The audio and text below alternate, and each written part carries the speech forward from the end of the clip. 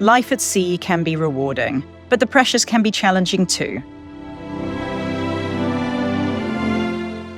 Seize the Mind trains seafarers to become mental health first aiders, vital for both well-being and safety on board.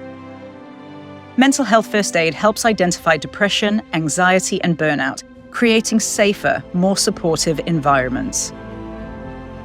Our globally recognized courses equip crew with the tools to support themselves and to support each other.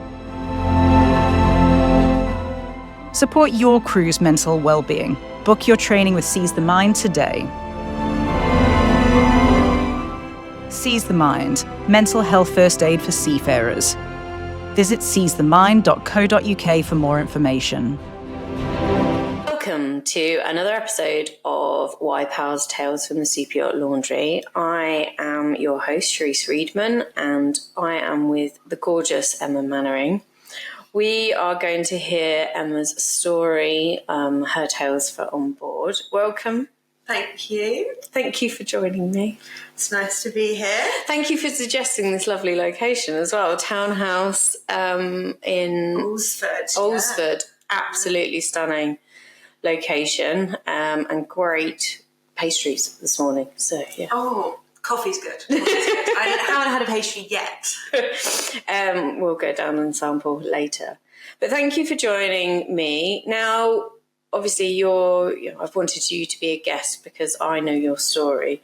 But the story of me and you goes back way, way back. It does. Because I was the one that gave you your first job.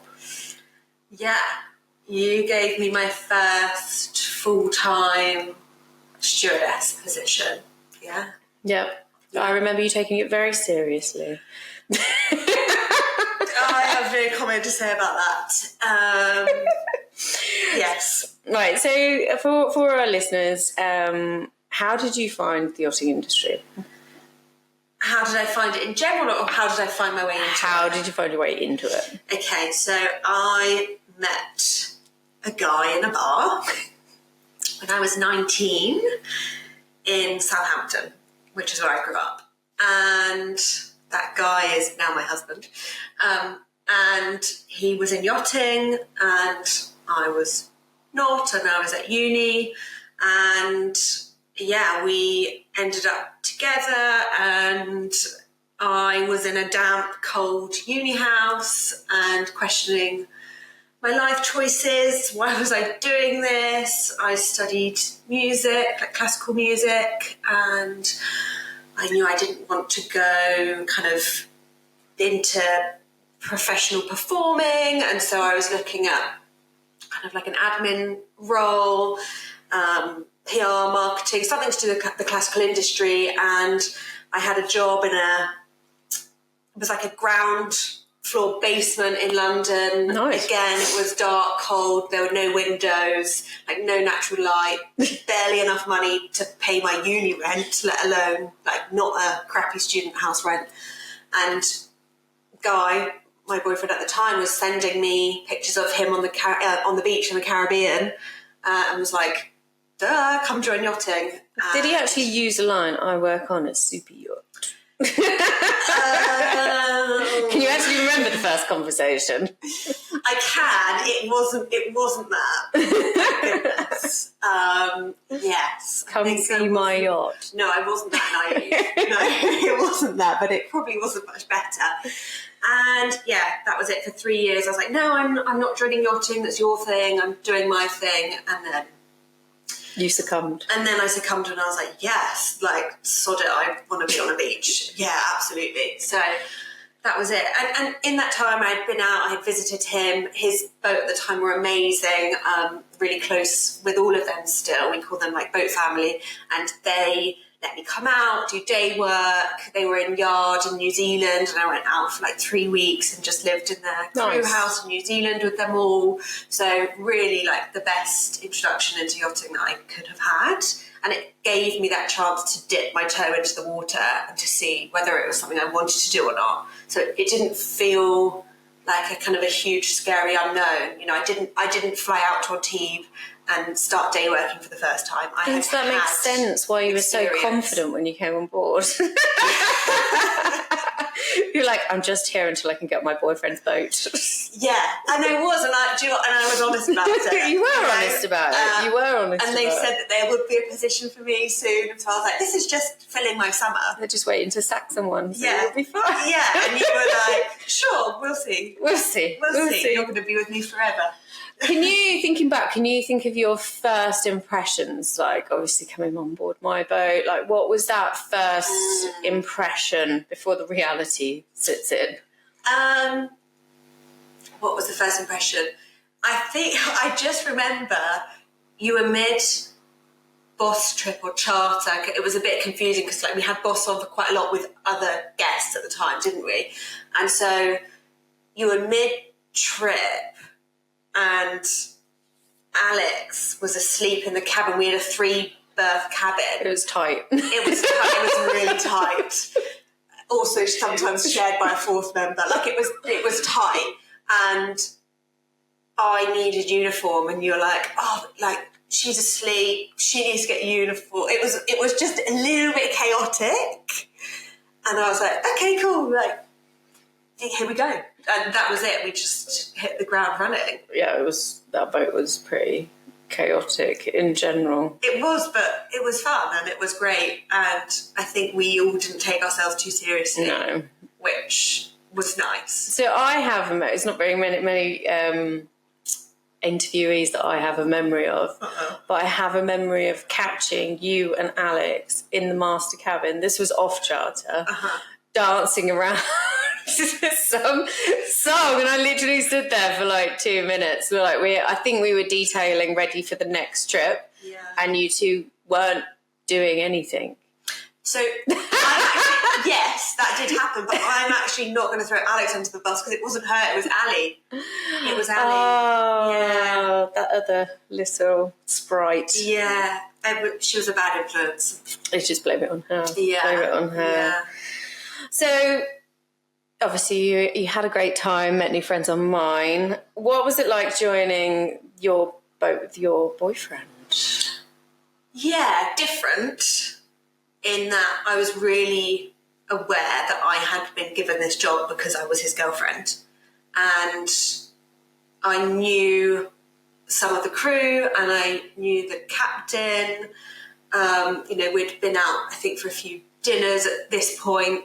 And so, yeah, I was conscious that it wasn't the typical situation of I had applied for a job and I had got it.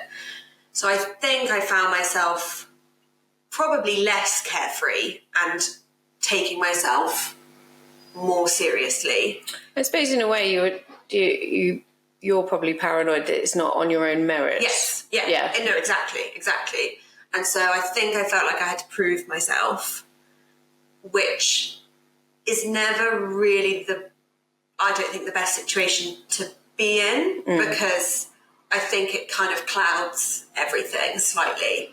And I felt like there was kind of an agenda, or I couldn't just, go into it with kind of an open mind. No dancing in the master, quite so much. I don't think there was. I don't think there was any dancing in the master, And I mean, that was a shame. There is a time and a place for that. There's plenty. Sometimes, yeah. So obviously in the beginning, was there anything you found hard, transferring from shore life to boat life, or did you just love it all?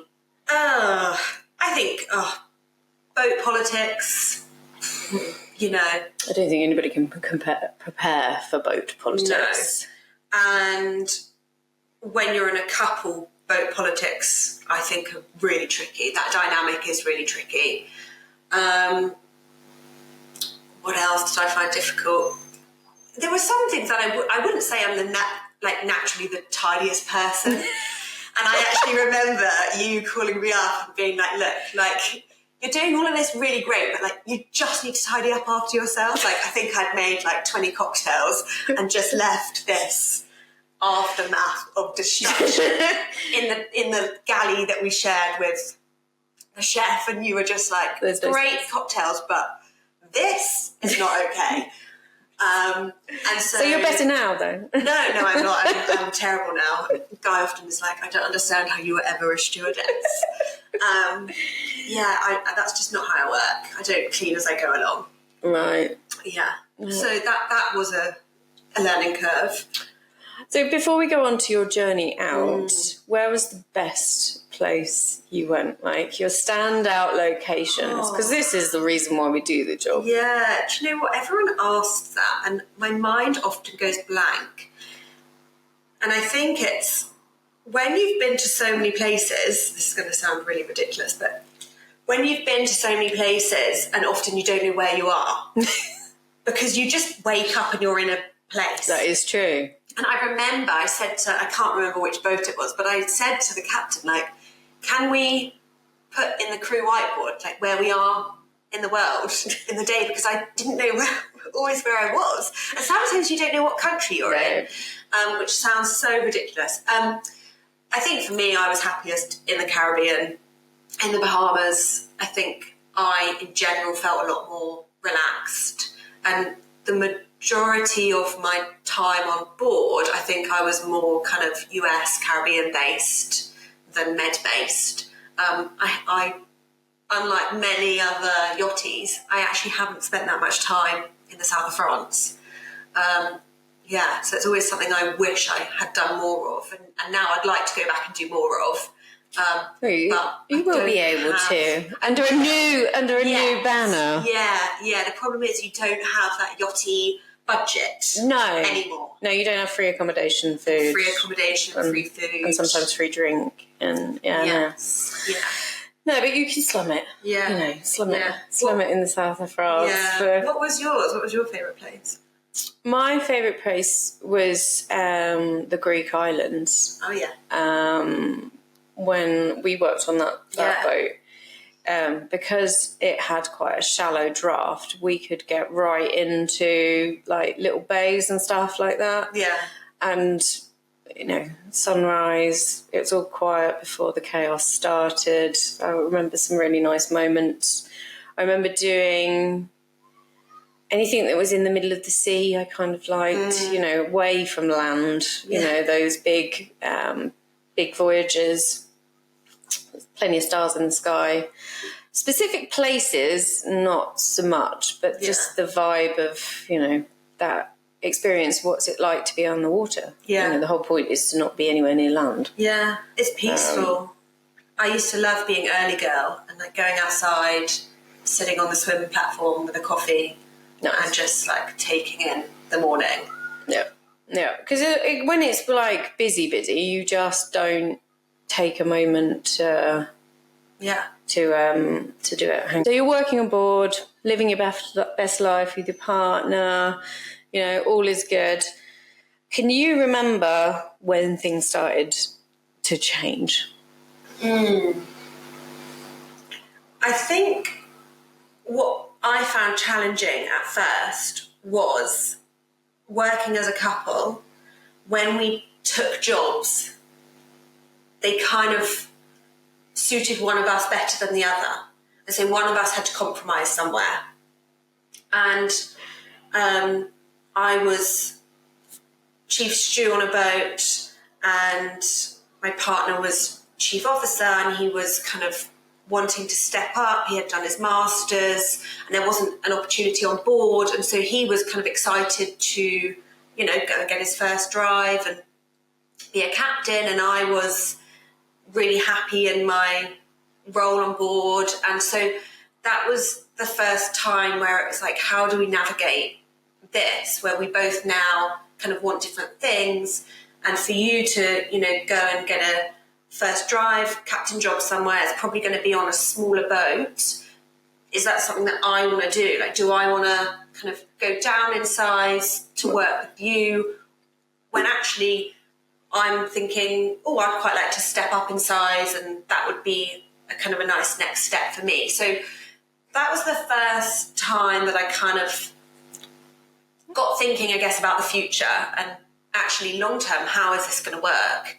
And then that brought in conversations of, okay, well, we were engaged, like I knew I wanted a family, so how is this going to work? how are we going to navigate that? And so there were all of these kind of like what ifs going on. I never really thought of that. Like, as a couple, one does probably have to sacrifice. And considering that most men obviously end up higher ranking, it might be always the female side of the relationship that has to sacrifice in one way or another. Yeah. I never thought of that. Yeah. And also there's a big, obviously, like you said, step up, maybe go bigger. That's also a big change socially, because obviously if you're stepping down in size, that's a smaller crew, which means that politics could be more intense. Yeah. Or I don't know. I haven't figured out whether I think the smaller the boat, the more politics, or the larger the boat, more politics. I think they probably have different aspects and different challenges. I think you could probably last longer. A smaller boat, if it goes wrong, it's all wrong. Yes. If it's right, then it's all it's all right. I think because there is, obviously it's a smaller community of individuals. I think there's probably, I would say, if it goes wrong, it's going to all go wrong. Yeah, yeah. If on a bigger boat, you might be able to hide, but I never made it to, what is big now. I mean, they're enormous. Yeah. So it started to change, starting to think about the future. We managed to get a captain chief stew rotational position after we did a bit of time apart where he did get his first drive, and so we were on different boats, and that was again kind of difficult because we had just been used to living and working together, sharing a cabin together. I mean, there's literally no space to then suddenly distance and time apart on different boats again, which we had done at the start of our relationship. But it's not what I would call kind of your typical normal life that people experience back home. And so, he got onto a new boat as a captain and I stayed, and then we eventually found a job together again. And it was rotational. On paper, it kind of ticked all the boxes as the dream job. And for whatever reason, it wasn't perfection. I don't think does exist. It's so dependent on crew, owners, itinerary, the boat, how you are just in yourselves at that time. And then COVID hit. And so suddenly we were in a yard in Florida, kind of on lockdown and quarantine, when actually Florida wasn't really in lockdown. And there was this huge fear coming from back home, all that uncertainty. We didn't know what was going on, that worry with loved ones. And we were, in the yard, kind of living in this alternate universe, it almost felt like. Florida didn't lock down, did it? I don't think they ever did properly in the end. It was really just kind of normal life carried on. But you were locked down. Yeah, and that was tricky because we kind of had to make our own rules in a way and trying to figure out what was best for the crew and for everyone, and also the owner and crew back home who were stuck and quarantined and were meant to be coming back, and that couldn't happen. So immediately, as with everyone experienced during COVID, but your lives are kind of turned upside down, and we had to figure it out on a boat. And I think I took on a lot of that stress without even realising. And it put a lot of, I think, pressure and strain on not only our relationship, but the whole crew's relationship in general. We all had differing opinions on how things should be handled. Time on board suddenly felt really stressful, really isolated. And well, you're a decision maker. As a chief stew, you're responsible for people, safety beneath you. Yeah. I mean it as in just a role kind of level. And if they don't agree, because to be honest, nobody really agreed on anything during that time. So to try and keep a tight ship, it must have been a real challenge. Yeah, no, it was, absolutely. And I think it wasn't the yachting that I fell in love with. You know, we weren't travelling, we weren't going anywhere. We were getting work done. We had contractors on board, and that brought with itself a whole load of stress. And we'd be, you know, cleaning after them and for COVID. And it kind of, it just wasn't the job role that I had fallen in love with. And at this same time, I had injured my neck. And what I now recognise was, I think I was experiencing burnout, and I was just kind of shutting down, I think, with the levels of stress that I was experiencing. And I think it had been building for a long time. Do you think the levels of stress, you know, would you have at that point, have you done any managerial training of how to run a team, or, you know, obviously, because at this age what age were you when you were chief stew? That's a really good question. Like 24, maybe. Yeah. So obviously, you know, I'm not taking anything away from you doing the job, but the job, like you said, you weren't in love with the job anymore because the job had completely changed. Yeah. No. And I don't assume that your captain, or, you would have been pushed to do any kind of managerial crisis kind of training. Yeah. No, I had done no training whatsoever. I actually. I became chief stew by accident, in that I took a job as a second stewardess on a boat, and there was no chief stewardess at the time, and the captain, love him to bits, was like, okay, well, you've been on for 2 weeks, like, I like what you're doing, like, I think you should be chief stew.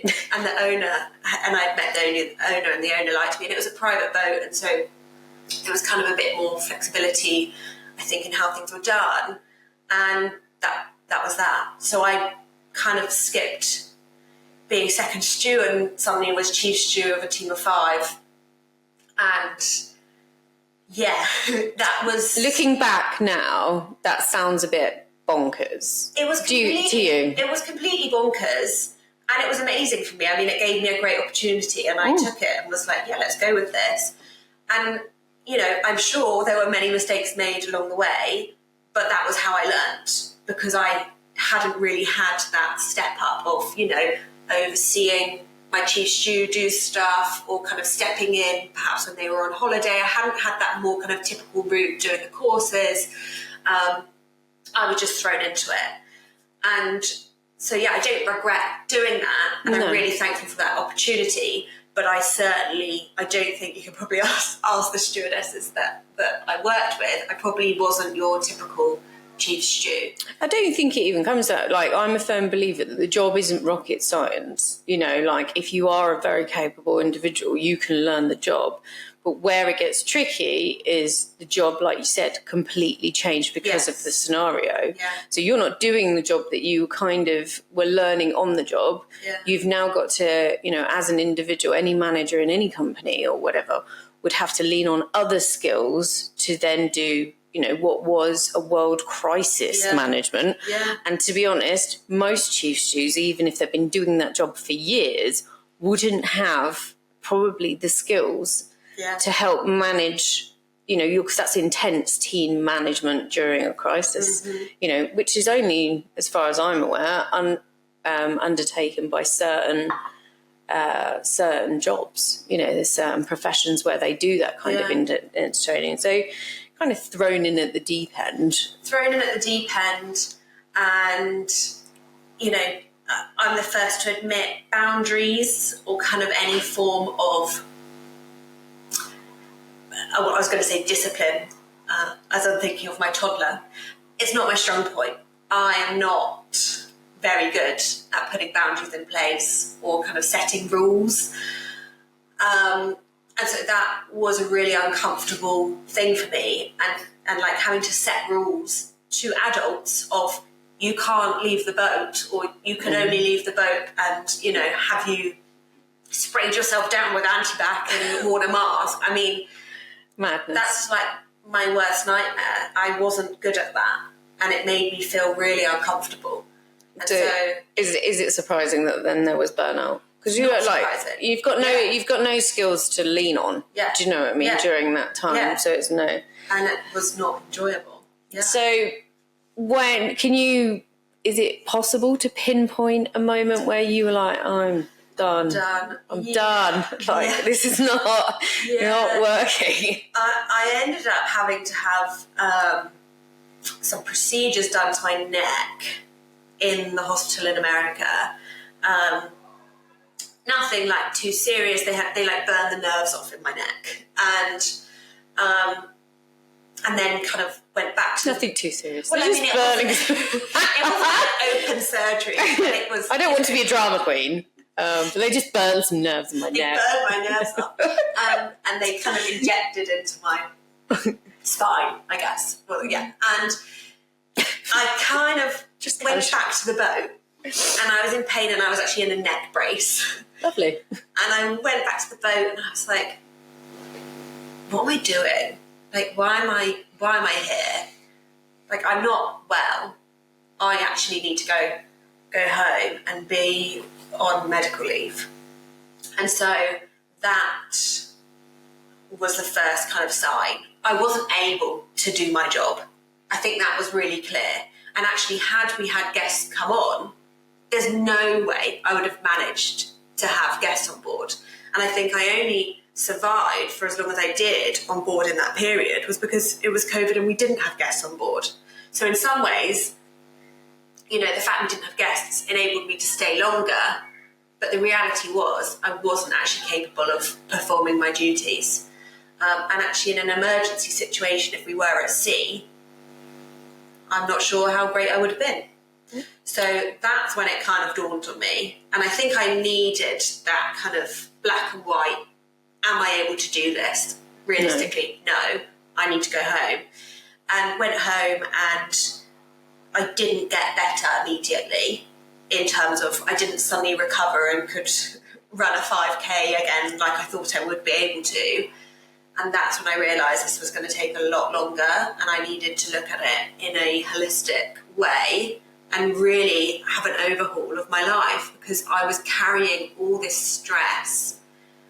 I was looking after everyone but myself. It was taking its toll on my body, and I needed really a proper life overhaul. And I started having therapy, and I really delved into kind of what do I want in life? Like, what do I want for my life? Where do I see myself in 5 years, 10 years, 20 years? What is it I want? Like, this is my time now to figure this out. And I was meant to be going back to the boat in, 8 weeks or whatever. And I was like, I just can't do it. I can't do it. The thought of going back filled me with absolute dread. Was that just because of the physical? How was the politics on board during this time? Yeah, not amazing. Not amazing. And I'm mindful that everyone was experiencing, that uncertainty of COVID, and we were all navigating this world crisis. And so I think, everyone took some of that on and were probably not their best selves. But yeah, I didn't feel like, to be honest, I would have been that welcome back on board. But also knowing that I needed to perhaps, look after myself a bit more long term. And I didn't think that would have been acceptable on board on any boat. And I think that's one of the downsides of the yachting industry, is that there isn't much wiggle room for if you are not 100%. Yeah. I mean, if you are not 100%, and that also unfortunately makes the situation worse, because people that aren't 100% will keep going because they fear that they'll lose their job. Yeah. And I've seen it time and time again where people have gone and said, I'm struggling, and they have lost their job. Yeah. And so it doesn't fill you with any confidence to be like, actually, I can ask for help and get help. That's what, like we're saying, ask for help, it's okay. But the reality is it's not okay. It's not okay. But there are things that are changing, but we can cover that at the end. Yeah. So obviously you're having this massive period of reflection. Yeah. So I take it you haven't got an exit strategy whatsoever. Well, you're just kind of making it up as you go along. Kind of. In that, I had, because I am a bit of a planner, a chaotic planner, but I do like to plan. I had always been like, what's next after yachting? I knew it wasn't going to be forever. And so I had kind of thought about what would I like to do. And I was very sensible in yachting. And it's like, in terms of... What? Yes. I was very sensible in terms of my finances, in terms of planning for the future. I had bought a flat, and that was like one of my main goals. So I knew I had somewhere to go back to should I need. I had a home. I had savings, and so I had flexibility. It gave me the freedom to leave without that pressure. And it gave me the freedom and the flexibility to then take some time. But you name it, I thought about doing it. I was thinking, I wanted to stay in hospitality. But again, it was like, okay, well, if my neck is bad, how is that going to happen? So I then thought, okay, what can I do that isn't active or isn't unsociable hours? And I was saying to you earlier, I am now really strict with my working hours. If someone asks me to do a Zoom at 9 p.m, I say no. Because that's really important to me and my health, and that is one of the boundaries that I have put in place. And I've lost my train of thought. Well, we were just, it's no wonder you lose your train of thought, because I think each crew member on board, obviously we're talking about females, I went through the whole process myself, Googling about a million different things, different ideas, again, the same as you. I didn't want to work in hospitality. I could have physically done it, but I didn't want to because of the hours, because most of us, when we step off, are thinking about a family. Yeah. And hospitality hours and a family do not mix. No. So what are you going to do? Yeah. And I was like, okay, I loved planning my wedding. I absolutely loved it. I was like, I'm going to be a wedding planner. And I had a little notebook, and I was like thinking of names I could call my wedding planning business. And then I thought, okay, well, what about that? That involved quite a lot of travel still, I thought. So then I thought, okay, maybe interior design. And I like nice things. I like nice things. All of these things were like pretty and aesthetic. And my husband's aunt is actually a fabulous interior designer, and I was like, oh, maybe she'll train me and I can go into that. But she was in a different part of the UK, and I'd never asked her any of this, by the way. I should have probably said no. But, I had all these ideas. What could I do? But it was only through, having therapy and kind of, having this crisis of what am I going to do with my life, that I realised for me it's always been about the people. And what I loved about yachting was the people, it was the guests, it was the owners, it was those relationships. And that's where I'm most comfortable, like with people. It's not kind of the admin side, it's not, making sure everything looks beautiful all the time. Making sure everything's tidy. Making sure everything's tidy. I'm comfortable when I'm just myself and talking or listening, but having those connections, that's what I enjoy the most. And so then I kind of was like, well, what can I do with that? And after, a few months of, probably nearly a year, I reckon, since starting therapy, I was like, I think I might want to be a therapist. And I remember being so nervous to tell my therapist. I was afraid she was going to laugh and be like, no way. And no, she sort of was like, yeah. And I was like, I'm not the first one to have started therapy and then to say, I think I want to be a therapist. But yeah, and that was that. And so that was when the penny kind of dropped and everything settled. You felt, I do think there is a moment when you're like, oh, maybe that's the thing after trying loads. But I have to say, for me personally, the ego takes a bit of a battering when you're so lost and you're like, I could do this, I could do that, you could do anything. Yeah. And I think that's where a lot of ladies get also overwhelmed and go back. Yes.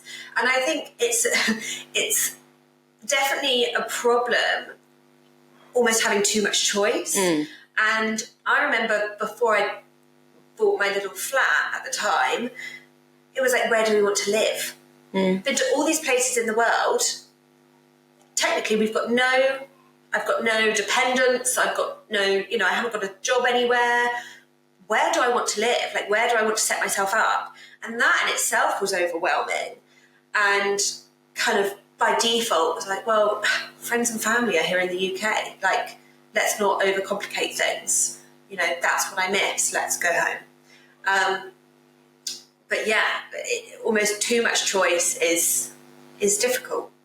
So that loss of identity, I think, or lack of purpose was probably one of the hardest things for me, actually. Well, because you go from top of your game to not knowing your game at all. Yeah, not top of your game. You can't even get good because you don't know what you want to do. Yeah. So, that's obviously we've spoken about that quite a lot. Yeah. So you decided to be a therapist. Yeah. Which means you went back to education. Yes. How was that? Well, I said to my family, both my parents are in academia, and I said to them during my undergrad when I was writing my dissertation, I had left very last minute, I said there is no amount of money in the world that anyone could pay me to go back to school. So kind of tail between my legs, I had to say, so I'm thinking of being a therapist and I'm going to do a master's. And yeah, I still feel uneasy about that in some ways. Really? Yeah, I think it's a massive decision. It's a massive decision. It's also very costly, I imagine. Costly. But I have an almighty respect, a bit like yourself. I'm always about people. Like, it would be a dream to go back and study psychology. Yeah, that is a dream, and I've got so much respect for you going back to do it. Yeah, well, thank you. I think it was easier in terms of psychotherapy because most people come to it as a second career, and so it wasn't like I was going back to do an undergrad and sat in a room with 18-year-olds, which, I mean, great, nothing wrong with that, but I think that would have been difficult, or a little bit more difficult, whereas I went back and I sat in a room and I actually ended up being one of the youngest again, which I wasn't expecting. I think that's because of the profession. Yes. You do need a bit of life experience before you can start telling people to get their life in order. I don't tell them to get their life in order. Guide. I wait for them to realise it.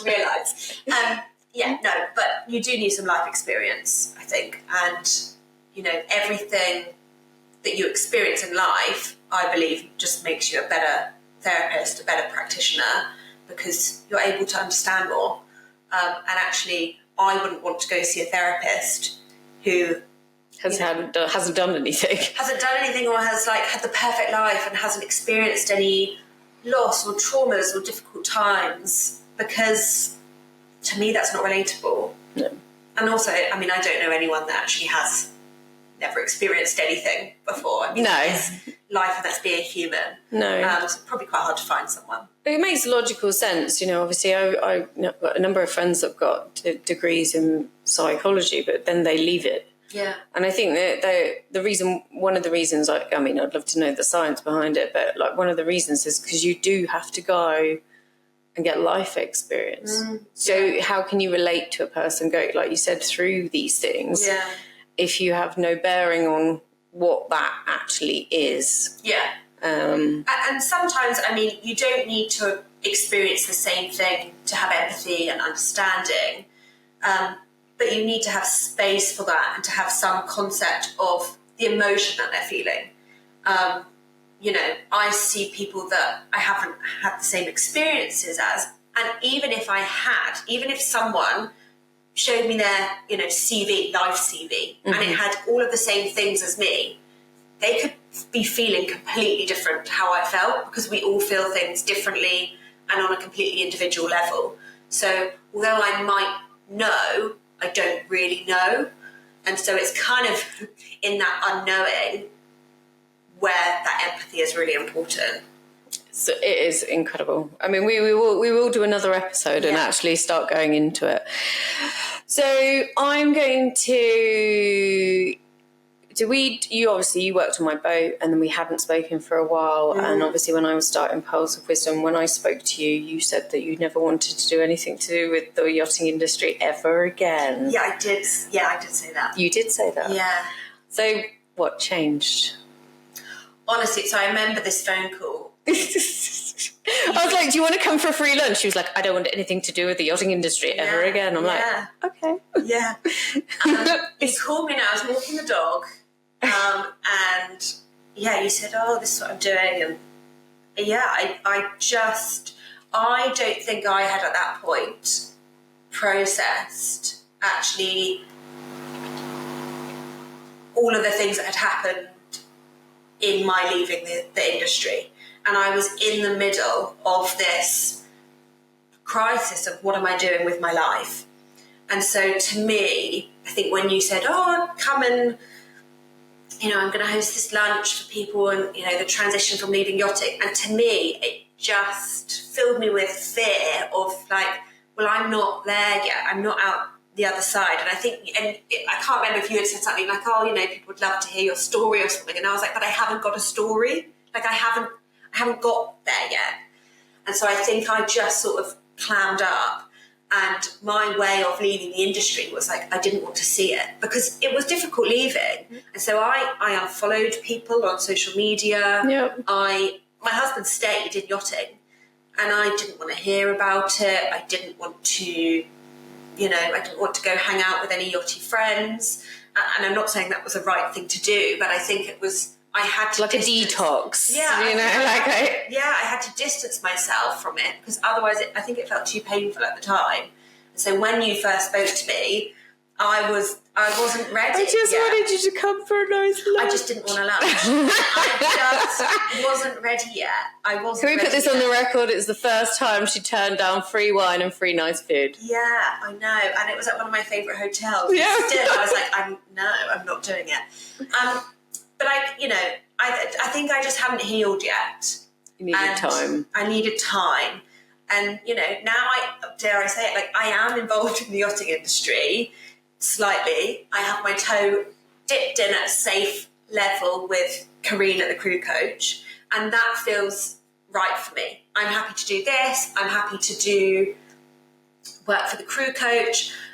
My personal private practice isn't going to be yachting based. And kind of through choice, but I like having some involvement still, and obviously my husband's still in the industry in some way and lots of friends are, and so I'm always going to have some involvement, but I think it doesn't need to be... I shall keep dragging you to lunch. It doesn't need to be kind of all-consuming.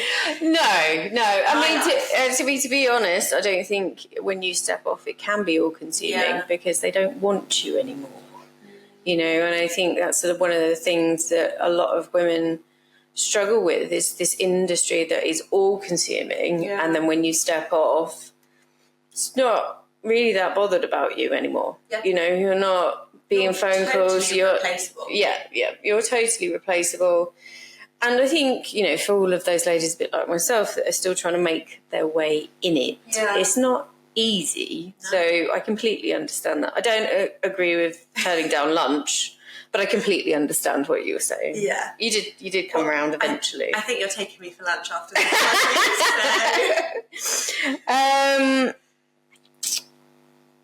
With using, so obviously, have you taken any skills from your time on board and adapted them, apart from the non-tidy? Obviously, that failed. Non-tidy. Did you take anything, I think... What does it give you, the yachting industry, to take on? I think yachting gave me it really honed my ability to read people, to preempt needs, to take care of other people's needs. And all of these things, I think I probably did too much, and that did lead to my kind of burnout. But they're really, really amazing skills to have. And so, you know, whether it's looking to see if someone's glasses, you know, needs filling up, or, you know, when someone might need some space or they need a conversation, or noticing perhaps when a crew member is starting to distance themselves from the crew, or, you know, you might notice they're struggling with meal times, or all those kind of little warning signs. They're all things that I use in my everyday life with friends and family, but also my work with clients that come and see me. It's all about reading people and being aware of what's going on for them. And I think that is actually what yachting really, really taught me. Is that being in tune with others? Reading the room, being in tune with others, and actually experiencing different people from all different walks of life, from different cultures, from different countries, from completely different backgrounds and different life experiences, and finding that common ground with them. And that's an incredible gift that you don't get in many other workplaces. And that's amazing. And I wish everyone had more opportunity for that. So in the next, like, obviously I would say you're a story of success. You've gone on to create your own practice now. You've not finished a master's yet. Next year. So still going. Where do you see yourself in 5 years? Yeah, so I'm opening my private practice this summer. I don't know when this is going out, but this summer that's going to kick off. I'm just doing my website now, which is exciting. And 5 years, I hope I have, I was going to say a successful practice, but I think it depends on how you define success. And I think success for me is that feeling of contentment and that feeling of kind of being at peace. I'm not kind of striving after huge finances, or I don't care if my name is, up on awards, or, I'm not striving to be kind of the best at anything. I'm just striving for that kind of inner peace, I guess. I would like to have more children at some point, not right now, but definitely in the near future. Don't want to scare my husband if he's listening. And I want to be able to be flexible in all aspects of my life, and I want to be there for, my friends and my family and have time. I want to be at the school gates for pickup. So to me, being successful is those things, and my work, enabling me to do those. It's quite amazing that obviously you've gone from working on board and being completely burned out and using that as then the blueprint for the opposite. Yes. Putting your own health first, which then also puts the health of your family and friends in your life. Yeah, and I think for me, it's boundaries. It's the thing that I struggled with the most. And, I said I'm still not very good at it. Okay, maybe in terms of discipline, if my child doesn't want to wear a coat, he doesn't wear a coat, fine, But in terms of my life and putting my health, my mental health and my physical health first, I am pretty boundaried. And it's taken a lot to get here to do that. But it's really, that's probably my life aim, because without health, there's not much else. There's not much else. Just to go back quickly, obviously when you're working on board and you're a couple, what was it like to then you're at home and your partner? So you go from 24/7, in each other's pocket, to then a long distance relationship. And I think it's it'd be quite interesting for a lot of the couples on board right now. Yeah. Because I imagine it's not all great all of the time. No. You know. As is, any relationship probably. There's got to be ups and downs. But, yeah, living and working together on board comes with its own challenges. And then suddenly you're apart. I think the key for anything is, with any relationship, doesn't matter whether it's romantic or your parents or friends, is there has to be time for connection, and whatever form of connection that may be. And so, if my partner was on board and I was at home, and if I was at home and had a lot of free time and he didn't, that's what I found difficult, because those moments of connection were few and far between. He was busy, he had guests on board, the Wi-Fi was crap, could barely have a proper FaceTime. And so it was trying to kind of figure out how you can connect in that. It was hard, and it was also hard because then we had a baby. And so that added a whole another aspect to it. But I think ultimately it comes down to choice. And if you want to be with them and you want to make it work, you can make it work. And you develop coping mechanisms to deal with it. And for me, I kind of slightly did close off emotionally, I think. And I kind of put a bit of a barrier up. And I had to do that, I think, because otherwise it was too difficult, and I did miss him too much. So that kind of enabled me to survive and it'd be fine. And then when he came home, I had to learn to take those barriers down. And that, for me, was almost harder than putting them up and missing him. I think with the kid, we could do a whole episode on children and how it changes you. Yeah. But I can completely resonate. Obviously you're talking about him being busy, but when you've got a kid, it'll be you that can't pick up the phone. Yeah. You can't find your phone. Can't hear. Literally can't be bothered to talk to anybody because your brain feels like it's, imploding. I've never really thought of it like that. You'd go into complete survival, especially in the first 2 to 3 years with kids. You've got to just survive, especially the non-sleep section. Yeah, we had one of those. Apparently my husband had one of those and I wasn't there. So it's a shame, we all have our things. But we can, poor Tim. So this is Tales from the SuperYacht Laundry. And when you're talking, you're talking directly to those girls on board right now, what would be your advice to them right now? What are your little gems of wisdom to help them now and then when they get off? Goodness. Okay. I think to help them now is prepare. I think, mind mapping what you want your life to look like, whether you call it manifesting, whether you call it mind mapping, planning, whatever it is, mood boards, what do you actually want your life to look like in 5 years, 10 years, 15 years? And what are the steps that you need to take to get there? I think on a really practical level, figure out what that is.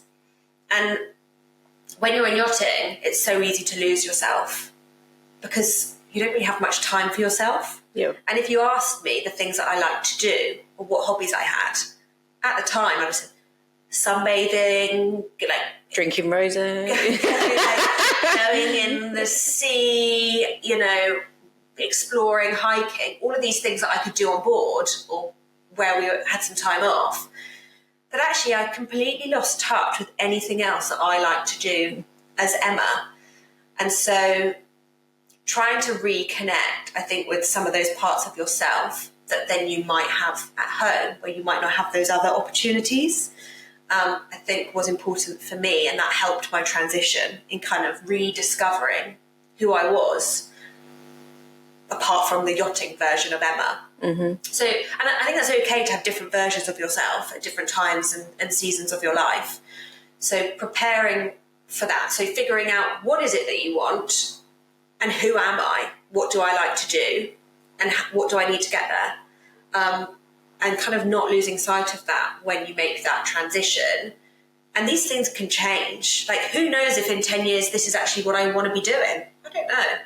But for now, it feels right, so I'm going to go with it. And so I think not being afraid to allow room for change, and also to allow room for time, because nothing happens quickly.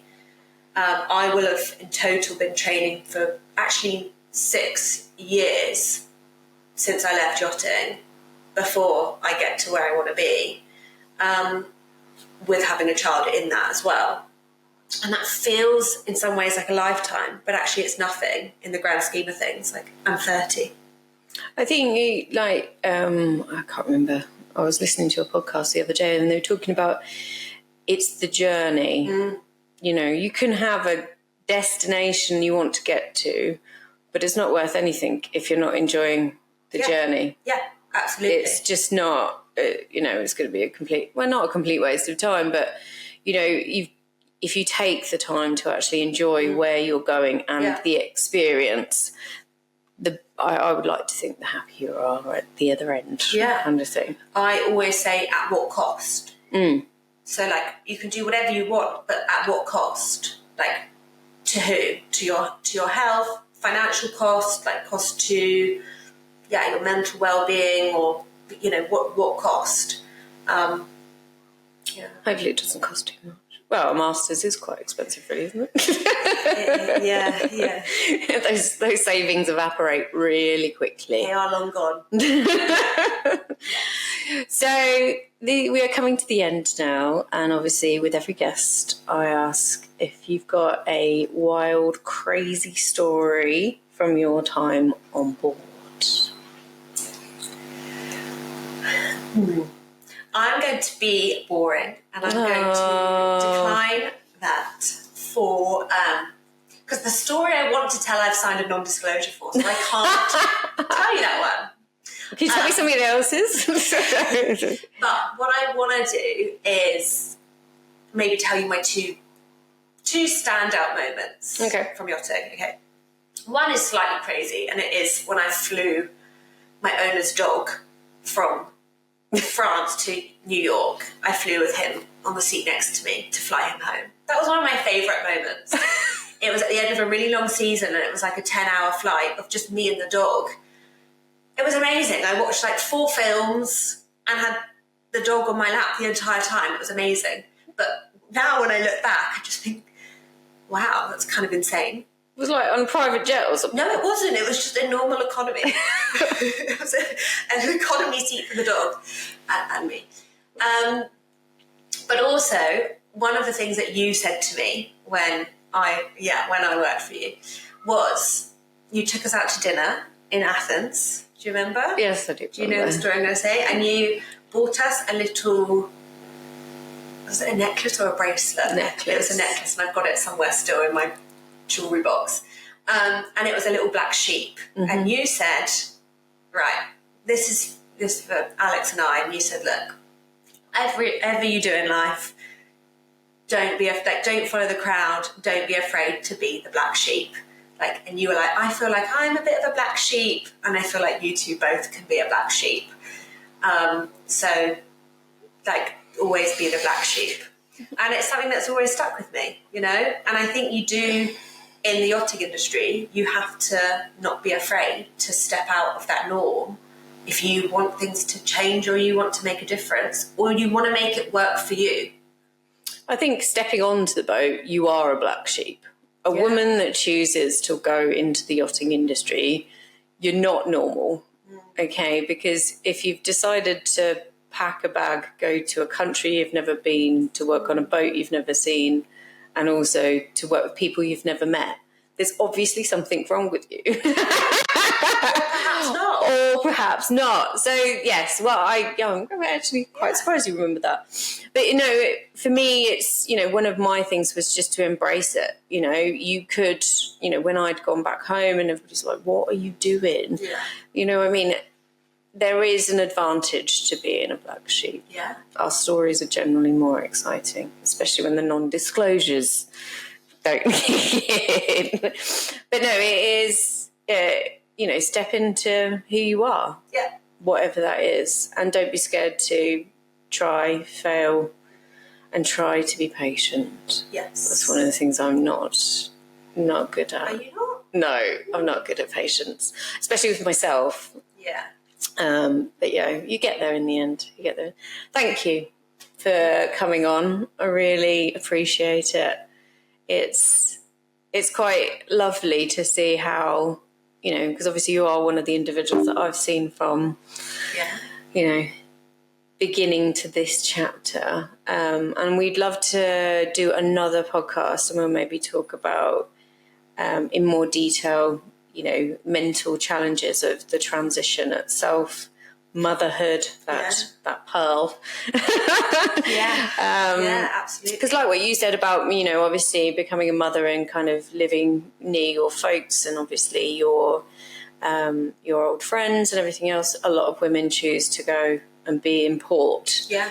So the husband, captain, can be there. Yeah. So it'd be nice to get you back on for that, if you'd be up for it. Anytime. Okay, well, thank you very much. Absolutely. Thank you so much for listening to this episode of Why Pals Tales from the SuperYacht Laundry. If you have enjoyed listening to us, please join our community.